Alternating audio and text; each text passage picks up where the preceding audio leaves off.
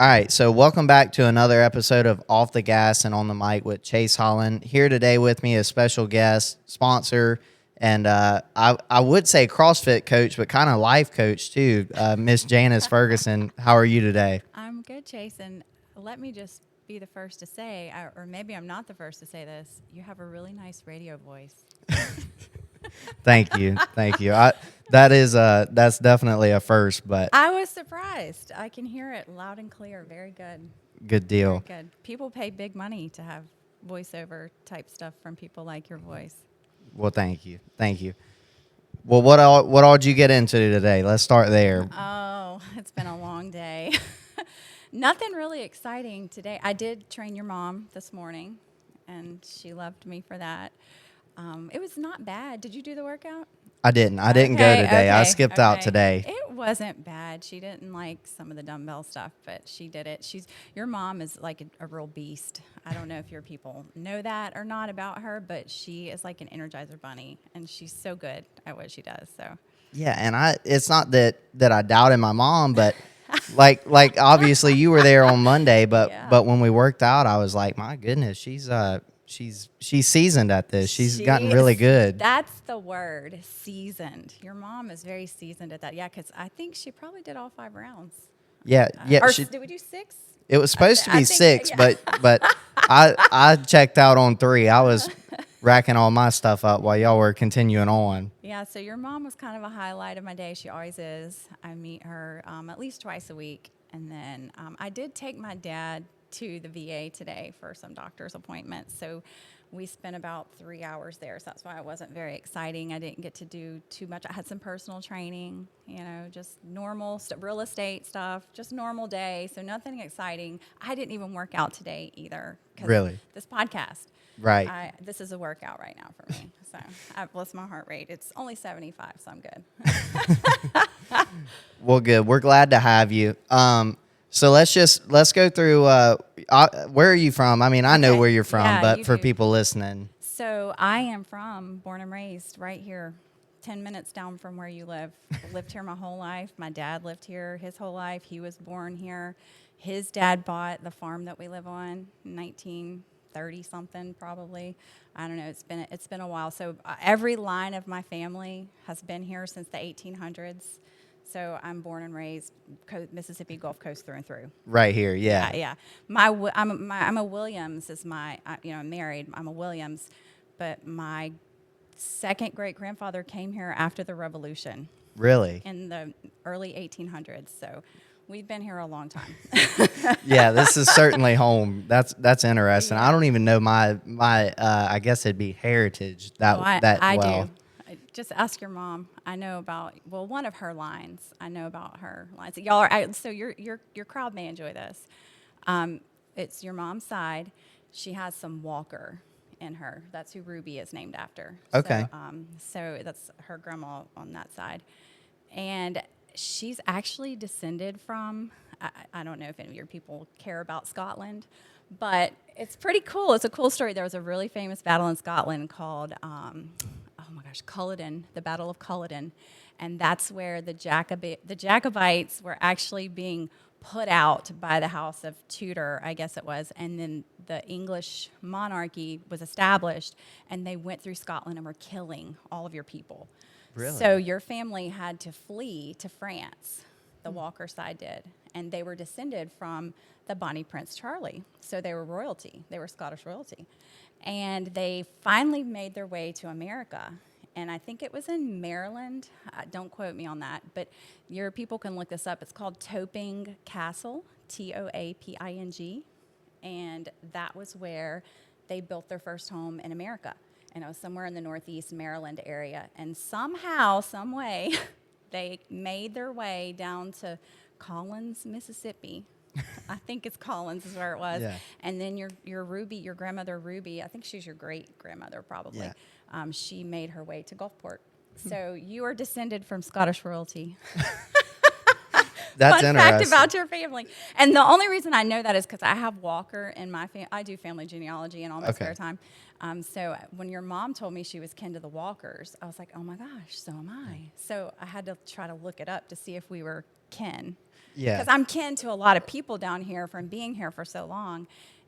But I don't think that that's the same Walker line that mine is. But I did go on an interesting history journey about your family, your Walker side of your family. It was really cool. Where do you find you just Google search that? Like, do you have to dig through books for that nowadays? Like, how do you find that? It's a variety of sources. Books possible, but like the Internet Archive, I'm a big nerd. So there's like this thing called the Internet Archive, and they have a bunch of history books preserved online, but a lot of it is just like genealogy records inside of like Ancestry. They have this site called Find a Grave. They have all these resources for you, and you just kind of get on a trail and you just start searching all the different newspapers.com is like an old historical repository of all the newspapers. Not all of them, but like if people have put them online. So just looking up through there and finding different things. It's like it's an adventure. So. Yeah. Well, that's interesting. I didn't know all of that. So not only did I get a history lesson, but they did too as well. So they need to start calling you King Chase. There you go. Or the Bonnie Prince Chase. I mean, I don't know, but yeah. So you are descended from that line, interestingly. That's very interesting for sure. You're listening to Off the Gas and On the Mic with Chase Holland. Well, talk about, I wouldn't call it your modern day family, but your family today. Yeah.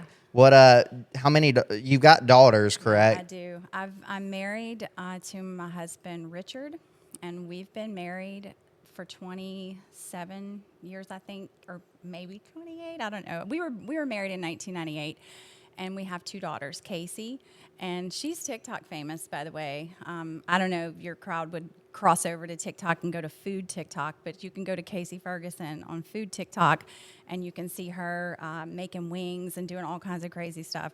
And then Gracie is her younger sister, and she is mildly TikTok famous, and she helps your mom at the store. So Gracie works for your mom. But yeah, I met my husband in 1997. I met him at a bull riding pen in Wiggins, Mississippi. And he was riding bulls, and I was riding bulls. And he's not from here. My husband is from Texas. So when I saw him up there, I was like, hey, look at that guy. He doesn't look like he's from around here. So, because, I knew everybody. Right. And I kept trying to walk in front of him, like trying to get his attention. And he would not give me the time of day. And I was very upset about that. So about a month later, that's where I met him at a bar. You won't know this bar because it was back in the 90s. So if you got any local people that are like fans and watch from my age group, they will remember Michael's Nightclub in Gulfport on Highway 49. It was a country bar back then. So he was there about a month later. Really? And that's where I finally, all his friends came up to me. They were like, there's that girl that was riding those bulls. And I was like, yeah, what about it? None of y'all interest me, your friend, because he wouldn't come up to me still. He was still being stubborn. I'm like, what is wrong with this guy? He won't give me the time of day. So I used to smoke back then. And so I had cigarettes. And the guys were like, Thank you for clarifying. I was like, wait a minute. Yeah, cigarettes. I forget these days you can't say smoke. People think it's something different. But it was smoking Marlboro Lights when I used to smoke. So anyways, and that's when they used to sell them at the bar and the cigarette machines and stuff. But anyways, they were like, hey, girl, give us a cigarette. And I was like, I'll give you a cigarette if you tell your friend to come over here and dance with me. Because he was standing over there in the corner. And so they went over there and told him. He'll have to tell you this story one day because he tells it better than I do. But they were like, that's the girl riding the bull. She won't give us a cigarette, and you should go dance with her. Come on, Ferg. They called him Ferg. Go dance with her. And he's like, I will in a minute. Well, he didn't come over there. So I'm not the kind to, like, take anybody not giving me what I want. So I went over there by him by the corner. I was like, so you going to dance with me or what? And he looked at me. He's like, who is this girl? And he's like, when I finish this beer, I will. And I was like, okay. And he said, and I'll be damned, you stood there. He thought I would go away. So I stood there, and he came and danced with me. And then he came home with me that night. The rest is history, so to speak. The rest is history. That was the night before Thanksgiving. in 1997, and he was in the military, so he wasn't here with his family. I didn't know that. Yeah, he's from Texas, like central Texas, a real small town called Aquila, Texas. Population 136 used to be. I don't know what it is anymore, but it's in the central Texas area, kind of north of Waco, west of West, Texas, not West Texas, but West, Texas, Gotcha. where the Clutchies are. And so he came over for Thanksgiving, and I have a big family because we all live here. Right, and right. Which your family knows my family, and like your grandpa Ronnie comes to some of our family functions and stuff. So we just have a big family, and sometimes it's not always family there. It's like just friends that we consider family. Right. And so anyways, he walks in. I forgot his name. I couldn't remember what his name was, but I remembered that I was just smitten by him. And so he came in and he stood there. He stayed there all day with us, hanging out, and just ever since then we've been together. So you didn't know his name? I forgot his name. You forgot his name? I forgot his name because that's back before like cell phones and stuff and social media. Yeah, you couldn't just look him up and find him. And what's worse is I actually didn't know his birthday whenever we had a baby, and I had to fill out the birth certificate. Because he wasn't here. Because let me tell you this part of the story. I got in the family way about a month and a half after we met. So we got married about a month after that. And Gotcha. then he deployed. So he left for 7 months. And I had my first child in a Hurricane George. Really? And he wasn't able to be here. So, because you're at a hospital, no airplanes are coming in. So we were at the hospital. So they're like, ma'am, we need to know your husband's birthday for this birth certificate. I was so embarrassed. It was more embarrassing than not knowing his name in front of my family. That I didn't know my husband that I had just made a baby with. I did not know his birthday. So, but, we've been married for, like I said, 27, 28 years now. And sometimes he doesn't remember my birthday, but I still forgive him. I guess you kind of have to at that point. Yeah, Well, we do. real quick, everything's been great so far. Just please grab your mic some more because the only reason is because it's starting to rain. So just gotcha. Yeah, just so that we can hear you because Okay. the story's been great so far, and I don't want to. You don't wanna at the miss end this. of it miss it. Yeah, You don't for wanna sure. miss this. Well, yeah, and we've had a lot of adventures since then. We are world champion wild hog catchers. Really? Yes, I should have brought my belt buckle and let y'all see that. We're the co-ed champions. Okay. So we did that one time in Texas. We went to like we hunt hogs with dogs. Right. So we went to a wild hog festival. And they had like some bay dogs and stuff there. And then they had people where you could catch the pigs yourself in a pen. Really? So his job was to catch it. And my job, you had to also put it in a bag. So it was the fastest time of who could get their pig in a bag. So it was not a big pig. He might have been 80 pounds. He wasn't big. Right. Well, my husband grabs the pig by the back legs, okay? And I don't know if you've ever been around a wild hog. I haven't, no. But pop, pop, pop, pop. They're popping their mouth at you. They're trying to bite you. They're not very happy. Now, is this a couples thing? Really quick, is this a couples thing or is this predominantly like two men doing this? Well, they had a co-ed division. Okay, so they do have a men's. They had some men's division, but look, I'd compete in the men's division. I wouldn't care, but we did enter the co-ed, and there were some people there that were the reigning champions, and because we'd never been there before, and we were like, well, they don't know us, so because they were talking smack down at the bottom, they're like, yeah, we were reigning champions. We're like, we'll wait and see. We'll wait and see. So we unseated the reigning champions. Okay, but so you had to get the pig in the bag. Well, he had that hog by its back legs, and I'm like, well, how are you going to, you're behind him holding his back legs, I'm going to have to get at the front of this pig and try to get his head in this bag, and he keeps trying to bite me. But we did it. I can't remember what our time was, but we won. Our time was the fastest, and sure enough, they had the fanciest. It's a gold and silver belt buckle. It's got a big, nasty wild boar on the front of it, and it's beautiful. And then there's hog tracks all the way around the edge of it. It's one of my prized possessions. I'd imagine so. And it's one of the greatest things I've ever done, even outside of, I've been on American Ninja Warrior. Have you been on TV? Yeah. Really? Yeah. I've been on the Broken Skull Challenge with Stone Cold Steve Austin. I don't know I if didn't you've know seen that. show. No, I haven't.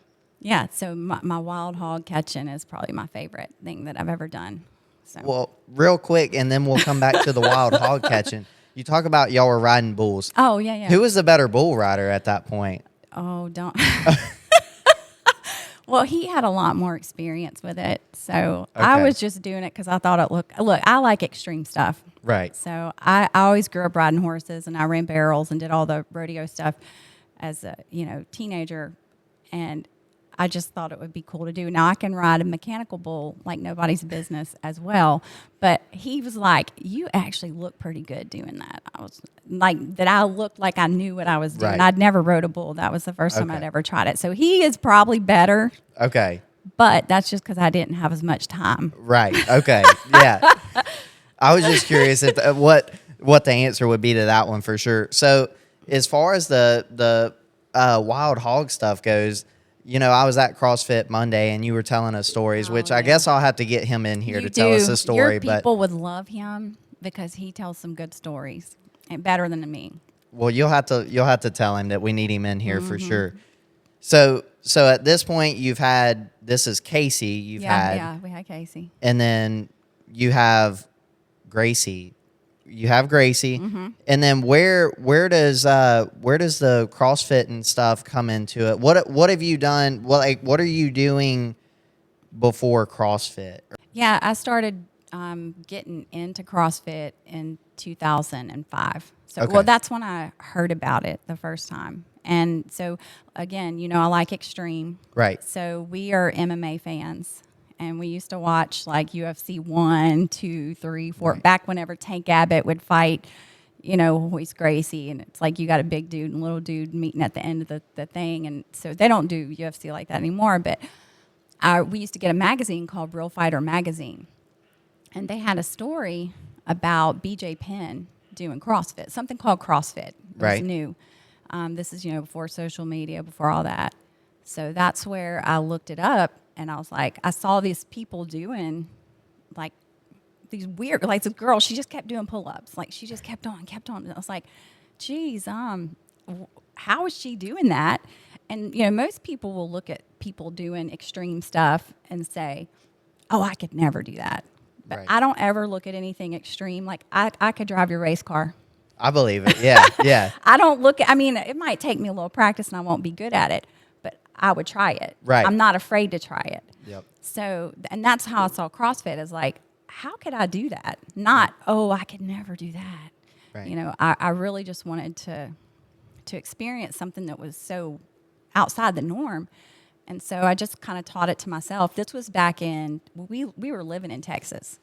Oh, I didn't know that. Yeah, I didn't know you moved away from here. Yeah, okay. I lived in Texas for about 5 or 6 years. And I really love it there. I feel at home in Texas. I feel at home here. Right. But I really, really liked where we lived in Texas. Every part of Texas is different. Yeah. Central Texas kind of has its own flavor. East Texas is different. South Texas is different. The Panhandle's different. Right. Each one of those areas is like its own little country. West Texas, don't want to forget them. They might get upset. But yeah, so it's different there. But anyways, there was only 3 CrossFit gyms in the whole state at that time. And that's in Texas. That's in There's Texas. only That's 3. a huge, Wow. 3. That's right now we have 14,000 affiliates worldwide. Wow. So I kind of started teaching it to myself. I had a concrete slab. I used a broomstick with cinder blocks for deadlifting. Too bad social media wasn't a thing back then. You got it. Oh man, all the best stuff I've ever done is not on social media. I can tell you that right now. But yeah, I used a broomstick with the cinder blocks. I had, a jump rope. I had some chintzy dumbbells. Just did what I could do, trying to teach it to myself because it's not easy. No, it's not. And there's a lot of stuff to it. CrossFit has a lot of different disciplines. Well, Hurricane Katrina happened. Yep. And when that happened, I kind of got on a one-track mind to come back home because my parents, I couldn't talk to them for 5 days. I was like, are they dead or alive? Did a tornado come in and rip them? And the news was showing people killing people over toilet paper. I was like, and we live out this way. Right. So I was like, oh my gosh, are people coming up from town and getting on our farm and killing our cows and stuff. I mean, I don't know. You just, the news tells you such a different story than what the truth is. So I told my husband at that point, because we had kids, and I was like, my parents would really like to be with my kids. And if you don't mind, Right. I'd love to go back to Mississippi. And he was a good sport because he's a Texan. I don't know if you know many of them. I don't know many of them. I only raced with a handful of them. We've never really raced in Texas. So what I do, I don't know anybody. Well, they're really proud of their state. Well, I guess that's a good thing for sure. It is a good thing. No, I don't think there's anything wrong with it. And he's native Texan. So it's not like you can't move there. Right. Like I was never one. I lived there for 6 years, but I got there as fast as I could. That's Right. what they say. Let me tell you how much he loves Texas. When we had our first kid, he's in the military. I'm from here. My parents are from here. Everything I know is from here. He wanted to figure out a way that I could go stay with his family to have our baby, just temporarily. So at the bare minimum, she could have a Texas birth certificate. So that's how prideful they are of their state. So. Well, that tells me a lot right there. Yeah. So if you've got Texans listening, they'll probably back up what Oh, I'm saying. for sure. And their state picture is all over everything. And when you go to the hotel, the waffle maker is the shape of Texas. Nuh-uh. The pools in the hotels can be the shape of Texas. Their beer has Texas on the beer. Texas brewed, Texas proud, Texas. So they're very proud of their state. So for him to come back here, and he's fine here. I mean, he has settled in. He's got his life here now, and he's fine, and everything's good. But so that's how we came back, and I kind of put CrossFit down for a little bit. And I've done a lot of jobs. I've done everything from veterinary technician, building cabinets, telemarketer, worked as a cashier at Kmart. Well, what was your favorite thing to do before CrossFit? Like, what was your favorite job before that? I've liked all of them. Really? Yeah, I used to be a teacher. Oh, really? I didn't know that. I used to be a teacher. I taught 8th grade science for about 4 years. I also used to plan events at the Beau Rivage, a local hotel that we have here. I was in the catering and conventions department there. So I planned events. I was in public relations. I used to be a journalist. I was a freelance journalist. Yeah, I did that. I did public relations for a nonprofit. So I've done quite a bit. Yeah. I was a president of a CrossFit competition company for a minute. That was fun. I enjoyed doing that. And the goal kind of always was to open my own CrossFit gym. And so I cashed out my teacher retirement. I got back into CrossFit. When I started being a teacher in 2008, I left all those other jobs, and I was like, I got to do something to be with my kids. And in 2008 is when I became a teacher. So you moved back here 2005, 2006? 2006. Okay. Thanksgiving time, 2006. So you're back here, and then you decide that you need to go work at school. Yeah, to be with my kids. Okay, and then so this is where the CrossFit starts coming in, where you start revisiting that side. It comes back. And so let me tell you what inspired me to do that. Well, see, whenever I was in high school, I broke the state record in the mile. I was a very good runner in high school. And then I threw it all away partying. I was wild. I don't want to embarrass my mom and daddy, but I left home and I did, just living the party life. And that's why I think my husband probably saved me, because right now I'd probably be at a bar in Woolmarket drinking beer and smoking cigarettes rather than talking to you right now if I didn't have the life-changing event that happened when I met my husband and we got pregnant, and that kind of put me on a straight path. And so what it did is I always was kind of disappointed in myself from not following up with what I felt like my potential was from my athletic career in high school. Right. So when I saw the CrossFit Games in 2010, I was like, I didn't know CrossFit had a competition part of it. I thought it was just fitness. Right. You know, if I could crush somebody's soul, that is Yeah. what, I would love to do that. So that's when I told my husband, I'm going to do this CrossFit thing, and I'm going to go to the CrossFit Games. Really? And here I was, like, never have even touched a barbell in my life. Yeah, at this point, we're cinder blocks and broomsticks, but we're going to the games. I'm going to the CrossFit Games.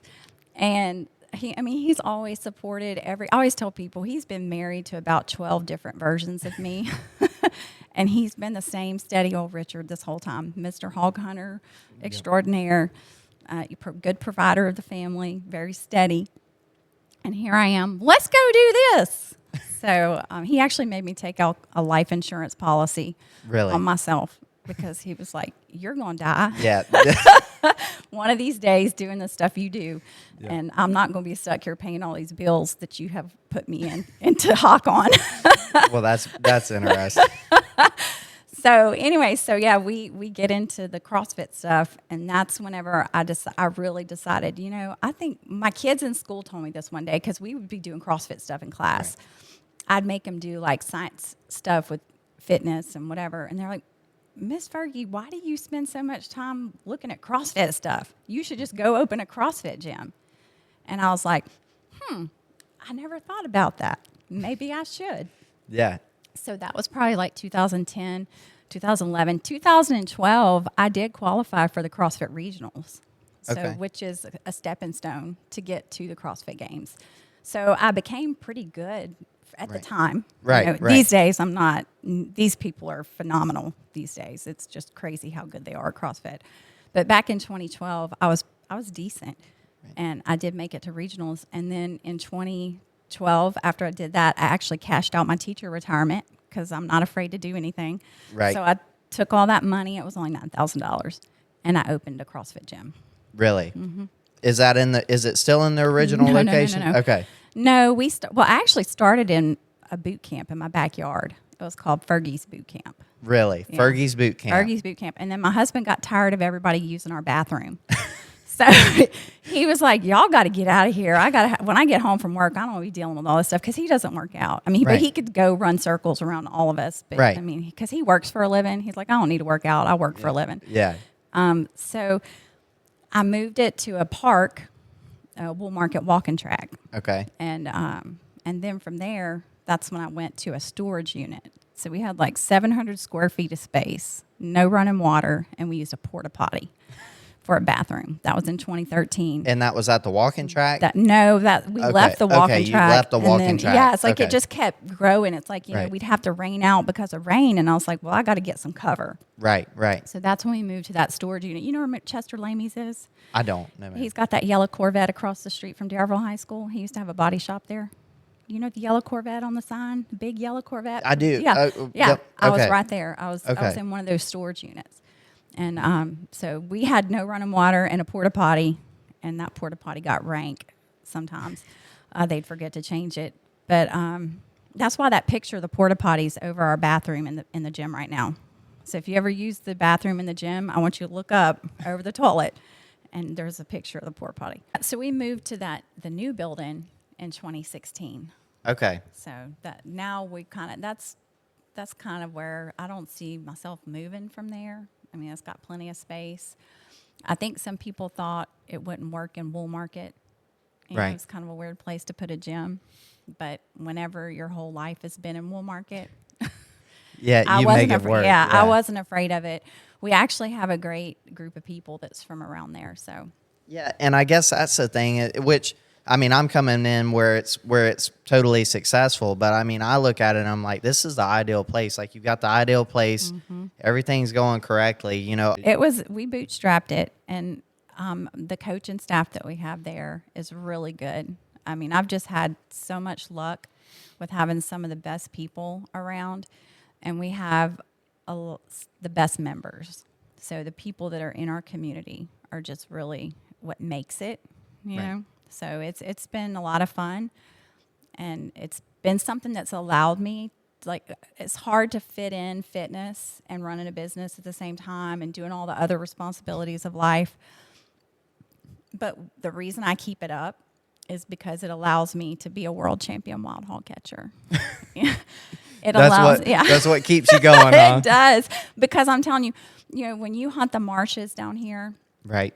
or you go hunt in the Pascagoula Swamp, you can't be a lightweight. You've got to be tough, and that's why my husband has a hard time finding people to go hunting with him, because it ain't easy. We don't ride a 4-wheeler around and drop 30 dogs out and wait. You got all this time to get yourself to the bay.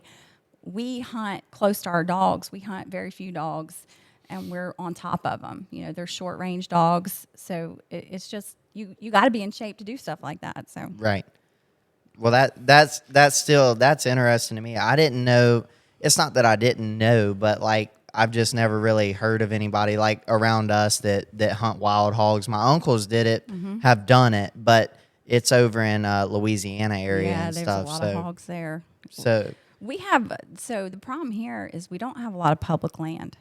Got you. And so you're kind of fighting with, not fighting, but it's like, you're trying to get places to hunt. You kind of have to go to the more remote areas, and the hogs here are real smart. And really? They've been run a lot.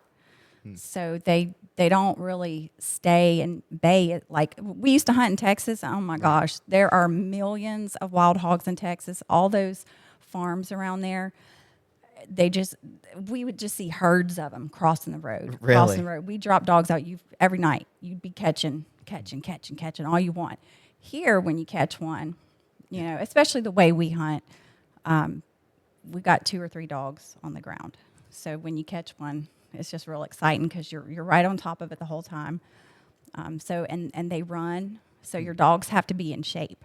Right. It's not like, in Texas, there's just herds of them, and it's like pick one. Just pick one. Yeah, pick which one you want. Yeah, pick which one you want. And you hope that they get the big one, not the little shoat or something, because that's not exciting for anybody. Right. But here, when you get one, especially when you jump a big one. Really? And when you've jumped a big one because they don't make noise. Oh, really? And our dogs don't bark because they're catching. I got you. So we have very expensive we got good tracking collars to help us know what's going on. But yeah, so it's real exciting to go to a catch. So it sounds like it's more of an adrenaline rush more than gosh, anything. That's what you're ultimately after in it. Yeah, it's like when that's happening, and then you got to be in shape to run there. Right. It's like you're going to be running a quarter of a mile potentially to get to where they are. Wow. And running through the brush, or running through the marsh grass, or running through whatever it is. Like the hog's going to try to go into like a thicket. He doesn't want to. He's going to try to shake the dogs that way, but the dogs ain't scared, and they're going to go right in there with him. So you might have to be cutting briars. You're going to be getting briars and everything out of the way. And so my job when we're catching is I break the dogs off. My husband catches the pig, and I break the dogs off. And when I break the dogs off, then he throws the hog and ties it. So, and then used to you could keep them alive. Yeah, and that was going to be my next question. Do you immediately kill the hog after you get it back to I guess safety, the vehicle, wherever you're trying to get to, or is it something? I remember at some point my dad had talked that you could keep the hog and get it eating not healthy, clean, and then harvest it. That's exactly what we used to do, because like when they're eating in the swamp or when they're eating in the marsh, they're eating dead. All terrible kind of dead stuff in there. They just don't taste as good.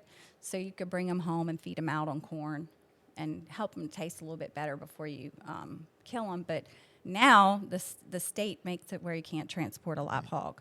Really? So yeah, it used to be too. You could transport them anytime you wanted. Then they changed the rules and made it where, well, you can transport it only if you call this number and report, I've caught a wild hog, I'm going to transport them, and you get like permission. And now they've made it where you can't at all. So we just stab them. Okay, I got you. My husband just got me a really nice knife. I got him a really nice. That's the kind of Christmas gifts I get, are guns and knives. But and I like that. I like that. So useful things. Useful. It's very useful. I do agree. But yeah. So you would stab him, and he has a gun on his. He's got a side gun for like snakes and stuff. And of course, if something bad happens, but we don't typically shoot them. Right. the only thing he shoots are deer. So, like, what's your weapon of choice whenever you're in public? If something goes down, are we stabbing somebody or are we shooting them? Like, how are you defending yourself? Both. Okay. And then Both. And then my next question is like, so obviously you start your gym in 2012. Yeah. You move into your building in 2016. You're where you're at now. Where does hard to kill come from? When does that come in? Is that something from hog hunting? Where did it come from? I don't know where that came from. I must have heard it somewhere because like it just resonated with me, the idea of being hard to kill. Like no matter, okay, is it somebody, well, I don't want to embarrass my family, but I like to fight, which I haven't been in a fight in a long time. The last fight I got into was at the bar when a girl was trying to mess with my husband, and that was a long time ago. So I've maintained, people don't try to mess with my husband anymore. So don't mess with my man and don't mess with my kids, and you'll be all right. But so yeah, just the idea of I don't want to walk down the street and have to feel like I have to fear people. I'm not afraid to walk down the street. So I want to be hard to kill. I want to be confident. I want to be strong that I can carry myself. I want to be strong with a weapon. I want to be able to handle a weapon. I want to be able to defend myself in any way. So hard to kill comes from that. But it also, in the gym space too, which we do dry fire, and I do 2 gun competitions, so pistol and rifle. So I want to be comfortable with them. Right.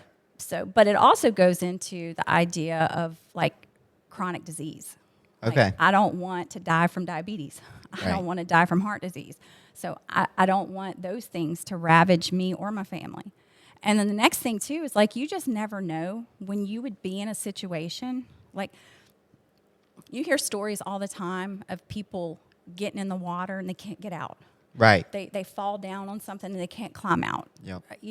Or what if you see somebody in distress and you physically are unable to help someone that you care about? Like, what if somebody was drowning? And I want to be able to get out there and swim and help them. Right. Not be like, oh, I'm so helpless on the bank because I'm not fit. Yep. So to me, being fit is not just for me, but it's for the people around me that I care about.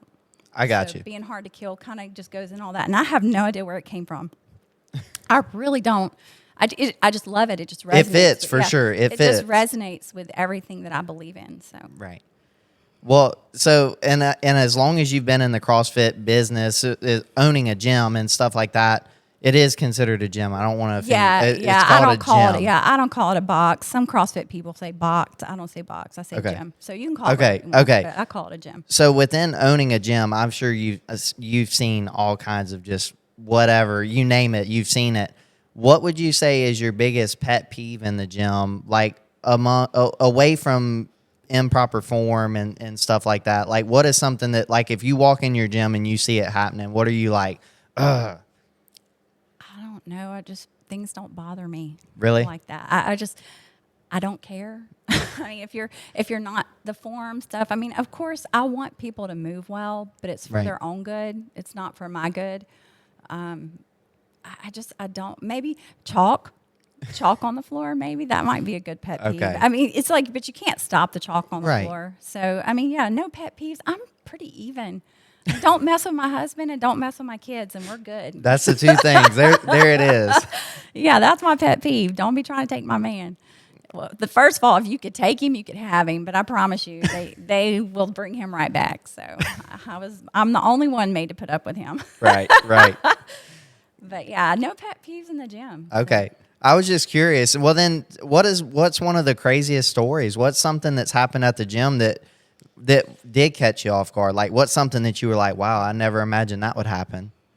Or you just ready for anything? I'm just ready. I'm like, okay, so when people do not surprise me, okay, there's nothing that you could do that I'd be like, that's really surprising. Didn't see that coming. Yeah, people are just, well, first of all, people are pretty predictable. Right. And you just, when you're in a group of people like that, it's just like, whatever happens, you just roll with it. So, I mean, now this is kind of interesting. This guy came up one day and he was in the Air Force and he jumped up on that pull-up bar and I don't know what he was trying to do, but he was just a drop-in. Right. So he's not like a member. He jumped up and he busted his head. Blood was everywhere. And thank God I had a firefighter, because your blood is not. I used to do animal surgeries. I didn't do them. My vet did them. Right. But I would assist in surgeries. I can look at all kind of animal stuff. I can watch my husband clean and kill anything, and it doesn't bother me. But when people's blood, ooh. Okay, well then I guess there it is. It only happened one time, but that guy, I don't know what he was trying to do, but maybe he didn't see that bar or something, and he hit his head on it. Blood went everywhere, and we had this firefighter that was there. Thank goodness. Right. Because he tended to him. Yeah. I was like, you can get that. You can get that. So he tended to him. And I think the Air Force told him he couldn't come back. Or either he just said that. Maybe, I don't know if his pride was hurt, but. Right. Yeah. It didn't see him again. I didn't see him again. And I hated it because, it was unfortunate that happened. But that's probably one of the weirdest things. Oh, well, I've had some weird animals show up. I had, what are those lizards those people get as pets? Iguana or something like that? No, not an iguana. It's one of them other kind of lizard.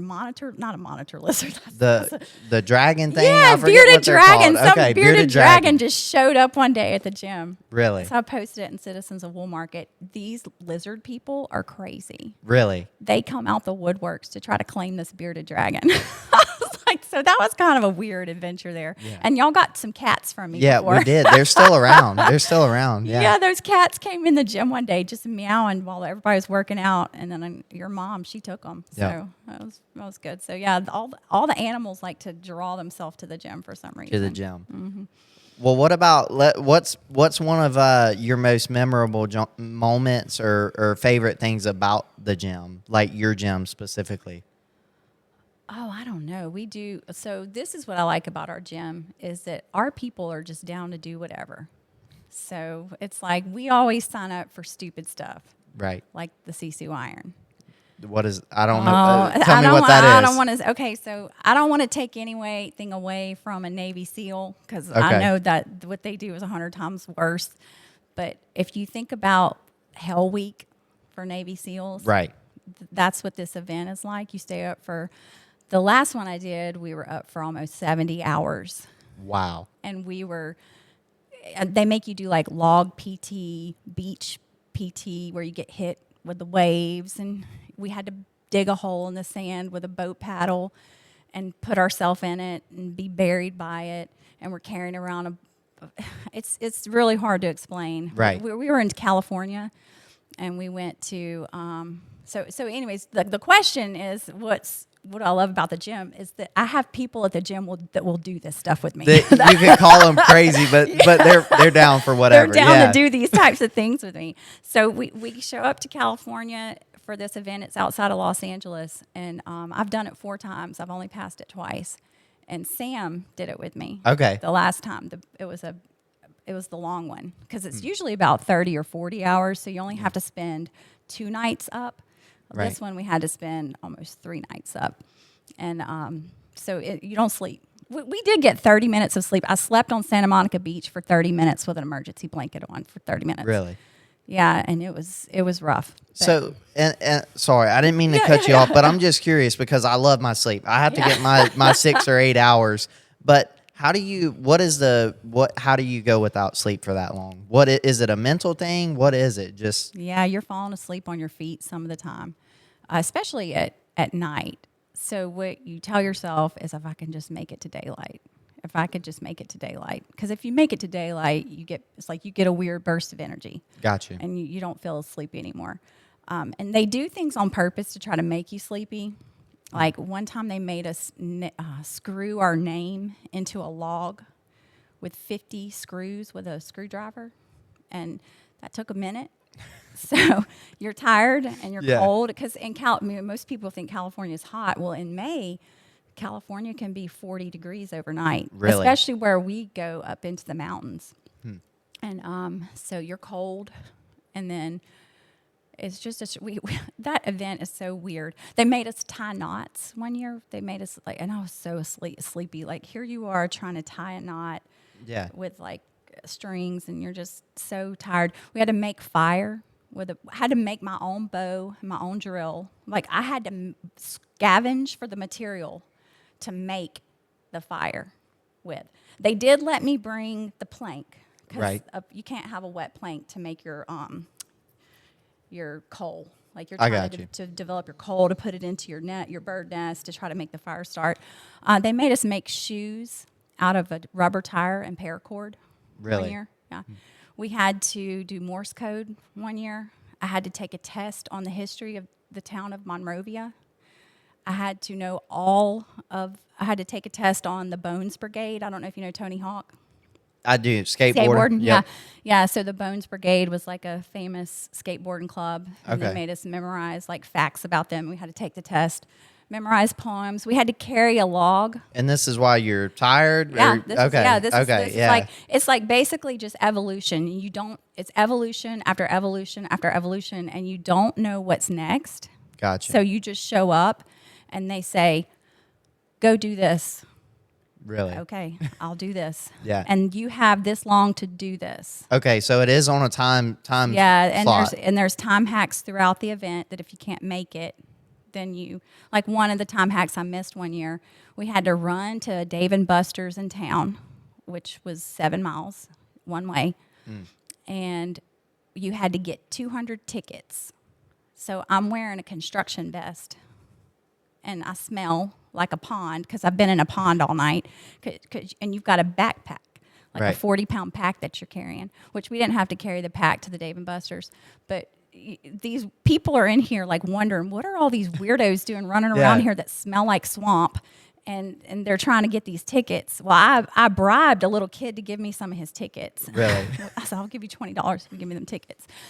Well, on the way back, we had to run 7 miles back to the Boy Scout camp, and I didn't make it in time. I got cut by 1 hour, 1 minute and 26 seconds. I got cut. Really? Yeah, so some of the times you get cut because you're not in time. Some of the times you get cut if you can't do a task. Like if I couldn't have made those shoes Right. with the paracord and the tire, like I had to take a tire and cut it. It was a radial, Yeah, what did you cut it with? I mean, because a obviously you don't K-bar have- knife. Okay. I mean, you're just doing the best you can do. And then I had my paracord that they told me I had to bring ahead of time. And look, those shoes were awful. I mean, it was like I had to cut the sidewall out because it's like you couldn't get the tread. Yeah. The tread had, they had the wires in it. I'm like, my K-bar is getting dull here. I'm not going to be able to cut this. Yeah. So thank goodness a guy named Victor, that time around, we had like half the people that were in it with us spoke Spanish exclusively. Really? So we were partnered up with Spanish speakers only. So some of their friends knew English, so we could kind of talk with each other. So Victor had duct tape, Okay. and we went and asked the guy over the challenge. I said, "Can we put duct tape on these shoes to make them stick, or make it work?" Because you had Right, not only yeah. did you have to make the shoes, but you had to walk 2 miles in them. Really? Yes. Okay. Yeah. So with a 40-pound pack on your back. So if they broke, I mean, is it over with right there? Yeah, Like they're watching yeah. your feet, and Yeah. if your shoes snap, you're done? If you come back without your shoes working and functioning, you're out. Really? So we had a little duct tape. And we just put a little duct tape on there for insurance purposes. And we asked him, can we use this duct tape for insurance? He said, well, the rules state that the shoes have to be on your feet when you leave and on your feet when you come back. So pretty much they just have to work. Yeah. And so we made them work with the duct tape. Wow. So it's just a weird event. One of the most memorable things that we did with it is like we got on a team of like 12 people, and we had to carry a log, like a telephone pole, up a mountain, and then I had a pocket chainsaw. I Right. don't know if you've ever seen one of those. I haven't. It's I like haven't. it's 2 handles, and it's like a chainsaw chain. So just the chain. And so I you may have, but so yeah. when you cut it, you're just friction back and forth, Right. back and forth. So when we got up to the top of the mountain, we had to take out our pocket chainsaw, and we had to cut our own piece of the log. So you had like 12 people on the telephone pole, like all trying to cut their piece off of the telephone pole at once. And so then you had to carry your own piece back down the mountain by yourself. And then that's the one we had to screw our name into it. I got you. Yeah, I mean, and we didn't know, you Yeah. you don't know until you get there what you have to do. Right. It's not something you can sit and train for and Yeah, say, okay, yeah, I'm yeah. going to cut Yeah, this and do yeah. this. And yeah. Yeah, they tell you, like, for the last year that we did it, they're like, okay, bring a boat paddle that's 5 feet, at least 5 feet long. Right. And you're like, okay, what am I going to do with that? I don't know. Right. Bring an emergency blanket. Bring, what else do they have? I mean, it's just random weird stuff. Bring 4 tennis balls with your name on them. You're like, well, what are you going to do with them? Yeah. Well, we found out they threw them in a pond with hundreds of other tennis balls, and you had to get in that pond with your backpack on in the middle of the night, and you had to find the tennis balls that have your name on it. Yeah. So, I'd be out. It's just a weird, that's why I say it's like Hell Week for Navy SEALs, because Right. not that it's, I'm not trying to take away from what they do, Right. but it's like you show up and you don't know what you have to do until they tell you what to do. Right. And then you don't know what's next. So that messes with people's minds when they don't know what's next. Right. And you just have to kind of go with it. And they'll be letting people sitting over there eating spaghetti while you're over there. Miss Ferguson, come over here and do 100 burpees. Like, why would I do? Well, don't ask. You better not ask. You just better do them. Yes, sir. Really? While they're sitting over there having fun. And Yeah, you're over here teasing you. Yeah. It's like, oh my gosh, why am I doing this? So you can't let any of that stuff get to you, like what's going on with anybody else. You just have to do your own thing. So we just went to Leadville. Yeah. Tell me about that. Yeah, I tried to run 100 miles for the second time. Okay, second time at I it. failed it. Okay. For the second time. How far did you get? 38. Okay. And I don't want to take up too much of your time, but just talking about it just briefly, how do you prepare for a 100-mile run? Like, and how long should it take somebody to do 100 miles? What does that look like? And you're not running, you're walking, but like, take me through it. Yeah, I think it depends on where the 100-miler is. Well, like this one, for example. This one, I don't know if you could prepare for it in Mississippi. Because really? Leadville elevation is 10,150 or 10,200, depending on what sign you look at in the town. Wow. It's the highest elevation city in the country. It's not the highest elevation, but it's the highest elevation city in the country. So they live at 10,150 feet. So the air's thinner, or there's just less oxygen in the air for you. And it was dry this year. It was a lot drier. I've been to Leadville several times, and this is the worst I've ever felt there. Really? But and the problem with this race is, like, I could do 100 miles. Like, I could go probably run 100 miles tomorrow, but the time caps. Got you. So that's how, for this race, I think the training will have to be something where I can focus on some speed, because the climbing really I'm not very good at climbing. I can fly downhill, but I have a hard time climbing uphill. So you're not just running up a hill with 10,000 foot of elevation. You're climbing and doing that. Like it's not just you're not just running. Yeah, well, you're running a lot of it, and some of these people are freaks of nature, and they can run up the mountain. You're not climbing on hands and knees in the mountain.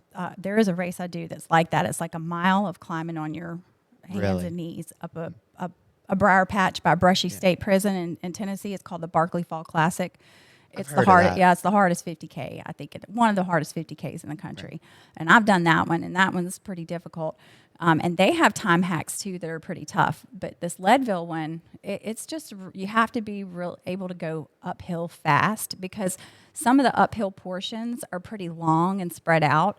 So you have to be able to go faster and if you can't go fast up, you have to be able to make it up in the flat parts. And I just wasn't able to do that. We did get to climb. So Leadville takes you from 10,000, and then you move up to 11,000 for the first climb, and you go back down, and you come back up again another 11,000 for another climb. And then there's one really big climb that goes from 9,000 to at a town called Twin Lakes, which is the coolest little town. It's on the Continental Divide, and it goes up to 12,000, like 12,500 feet elevation. That's a pretty tough hike for flatlanders like myself.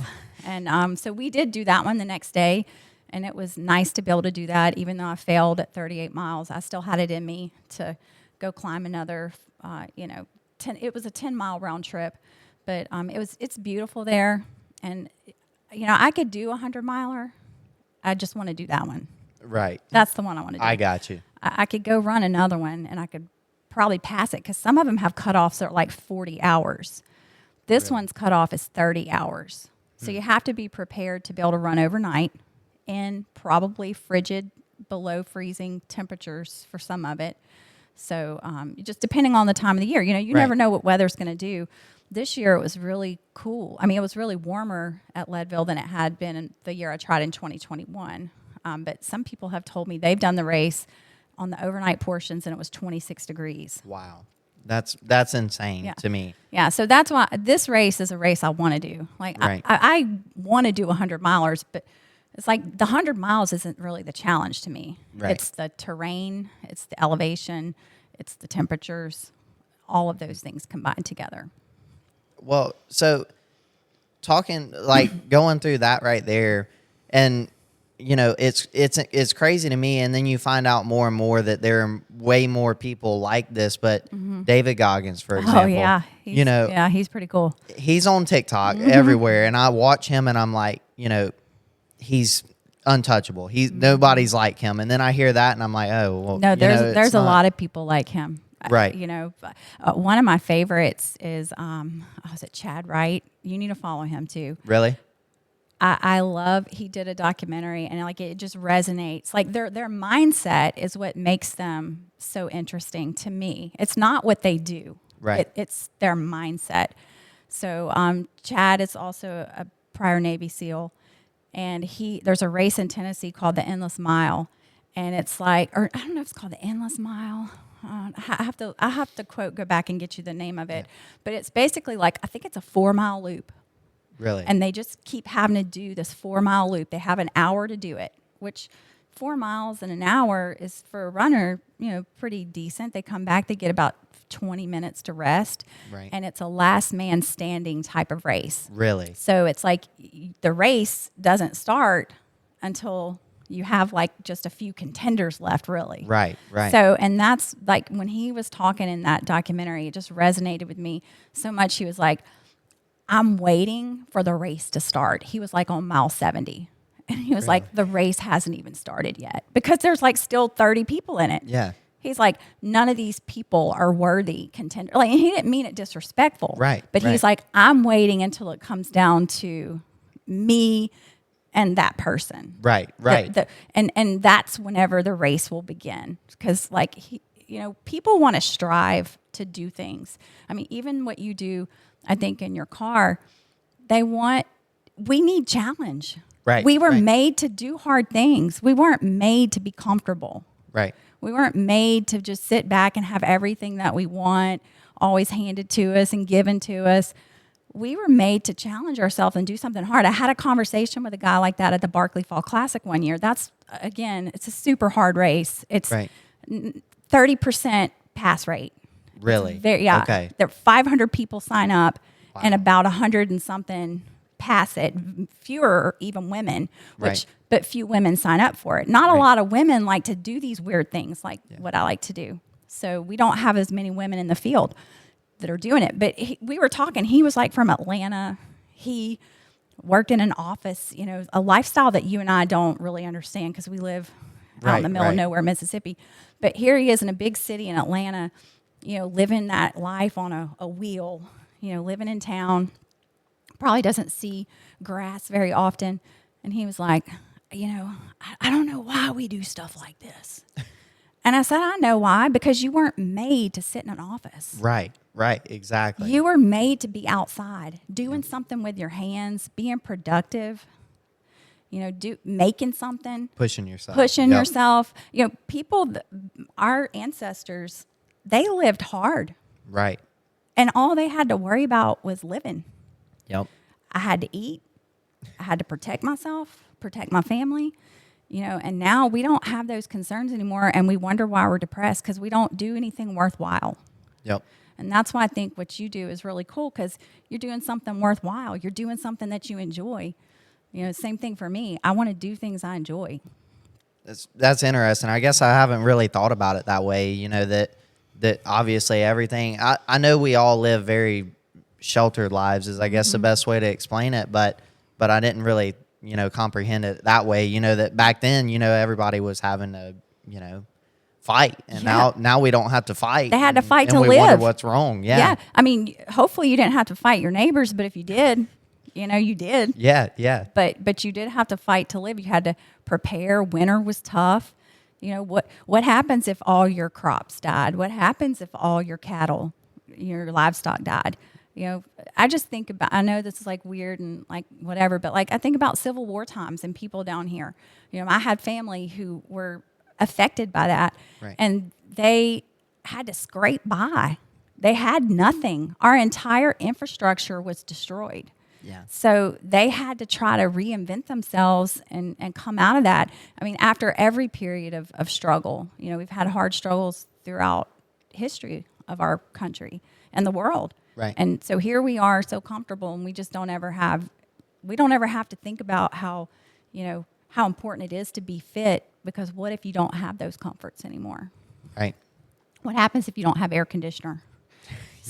People are spoiled to that. Yeah. I try not to be. I don't want my life to be over because I don't have air conditioner. Right. If my air goes out for a hurricane, I mean, yeah, it's uncomfortable, but I'm not going to be like, this is the end of the world. I can't make it. I want to be able to eat off the land if I had to. Right. Yep. So it's very interesting for sure. And it's, like I said, it's something that everybody takes for granted. Definitely takes for granted. Well, because our life has been like it's almost like you're not living your life. Your life is living you.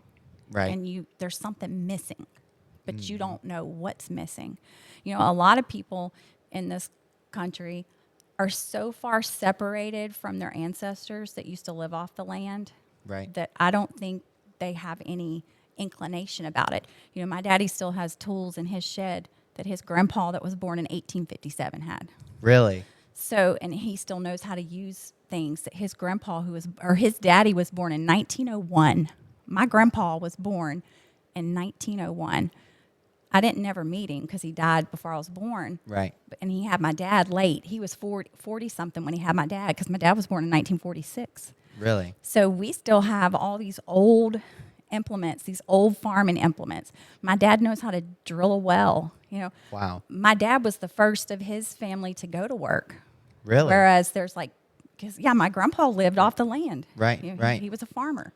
Yeah, so and that people are was separated from that. Great Depression times and everything that your grandpa went through. Yeah. Yeah, he was a hobo in the Depression. Really? He rode trains. Really? What my dad said, Okay. to try to find work, because there was a family. They had 15 kids. Right. His dad had 15 kids. Wow. So when you have 15 kids and 10 of them were boys, they got to find their own way. Like, right. Daddy can't support 15 boys. Yeah. He needs them to help them while they're raising. But once they get to be men on their own, they got to go find their own way. So my grandpa had to do that in the worst time of our country, in the Depression. Wow. So that's why, our older parents, I think they save so much stuff. Yeah. Because you never know when you're going to need that fan. You can tell who's from that era because it's like, yep. That vacuum cleaner quit working, but I'm going to keep it over there just in case I need this part. Yeah.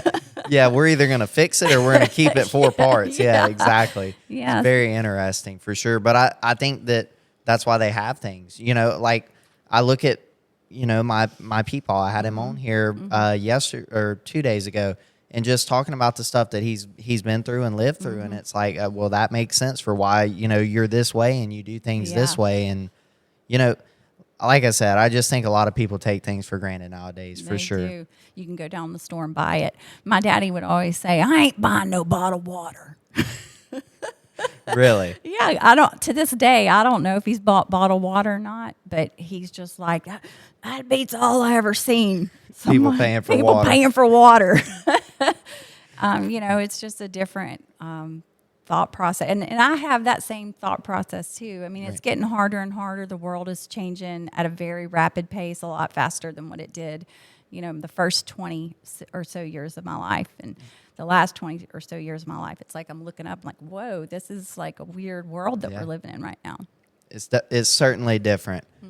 Well, Miss Janice, I really appreciate your time. I don't want to keep you for too much longer. I could keep going. I love it. We'll have to get you back on, and you definitely need to have your own. You need to start one of your own for sure, because the stories and stuff you would have people engaged for sure. Oh, well, I appreciate you for having me, and your family means a lot to me. Y'all are just great people, and I know I don't know your people, but I do hope to come to one of your races. I'd love to have one of the. We tried to do it last year to have the gym come out to a race, so hopefully we can have them this fall come out to watch a race, because I love dirt track. I love it. As a kid growing up, we had a lot of family friends that did it, and I was always just so, Did you go, or you just, okay. Yeah, so, and we've been to actually a race where you were racing back at the Outlaw, I think, the Outlaw Speedway. Yeah, my husband and I went there a while ago. That was the latest one I've been to. It's been a really long time, but I love cars. I love extreme. I love wrecks. Yeah, it seems everybody does. That's the coolest part. I love watching. It's just a lot of fun to go. And I just think that's the people, I think that's the best of America, in my opinion, is at the dirt track. Yep. You find just some salt of the earth people there. So it feels like I'm with my people when I go there, even though I'm not part of that culture or community. But, you just feel at home that the people are so accepting for the most part, and just really good people. So. Right.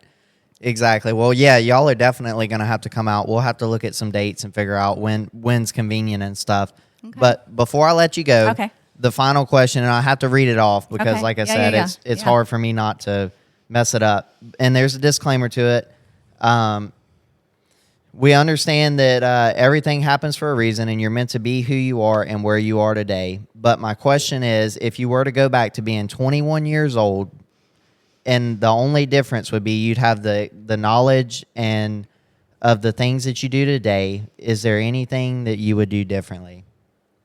No. Really?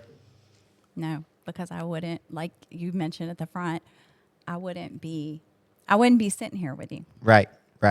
Because everything did happen the way it was supposed to happen. And I know that's probably like a cheesy answer, but I wouldn't be all the things. Like, it just, I don't know. So I wouldn't change it. I mean, if I could maybe pick some winning lotto ticket numbers or something, I don't know. Right. That might be, but I don't know, then you would be different. Yeah, exactly. It'd change for sure. I'm the kind that if I won the lottery, I wouldn't want anybody to know. Right. Yeah, exactly. Because I wouldn't want to change too much of where people would look at you different for sure. Yeah, and you wouldn't want to change your lifestyle, because I like my people. I like who I'm around. I think average, regular, everyday people are the best type of people. I don't care about celebrities. I don't care about like all that stuff. I'd rather sit here and talk with you. Like somebody said, what celebrity would you rather sit with? None. Exactly. Regular people. Are where it's at for me. So I wouldn't change anything. I think where I'm at's pretty good.